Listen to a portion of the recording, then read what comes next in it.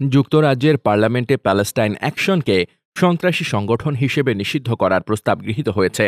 গত বুধবার অনুষ্ঠিত ভোটাভুটিতে প্রস্তাবের পক্ষে ভোট দিয়েছেন ৩৮৫ জন এমপি, বিপক্ষে ভোট পড়েছে মাত্র ২৬টি। পক্ষে ভোট দেওয়া এমপিদের মধ্যে রয়েছেন বাংলাদেশি বংশোদ্ভূত লেবার পার্টির এমপি টিউলিপ সিদ্দিক। উল্লেখ্য, প্যালেস্টাইন অ্যাকশন গাজায় ইসরায়েলি অভিযানের বিরোধিতা করে যুক্তরাজ্যে বিভিন্ন প্রতিবাদ কর্মসূচি পরিচালনা করে আসছে। গত মাসে সংগঠনটির কয়েকজন সদস্য একটি ব্রিটিশ সামরিক ঘাঁটিতে প্রবেশ করে দুটি বিমানকে লাল রঙে রাঙিয়ে প্রতিবাদ জানায়। এ ঘটনার পর থেকে তাদের কার্যক্রম নিয়ে সরকারের মধ্যে আলোচনা ও বিতর্ক শুরু হয়।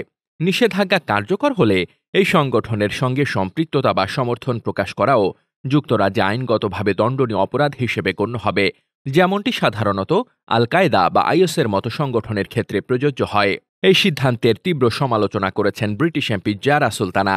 তিনি বলেন, একটি স্প্রে ক্যান আর আত্মঘাতী বোমার মধ্যে তুলনা টানা শুধু হাস্যকরই নয়, এটি নৈতিকভাবে ভয়াবহ। এই সিদ্ধান্ত মত প্রকাশের স্বাধীনতাকে হুমকির মুখে ফেলবে।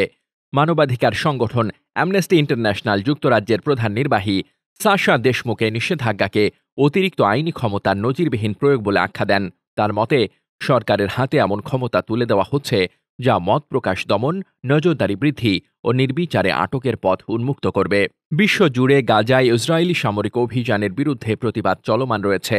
যুক্তরাজ্য একাধিক সংগঠন এই ইস্যুতে আন্দোলন করছে, যার মধ্যে অন্যতম প্যালেস্টাইন অ্যাকশন।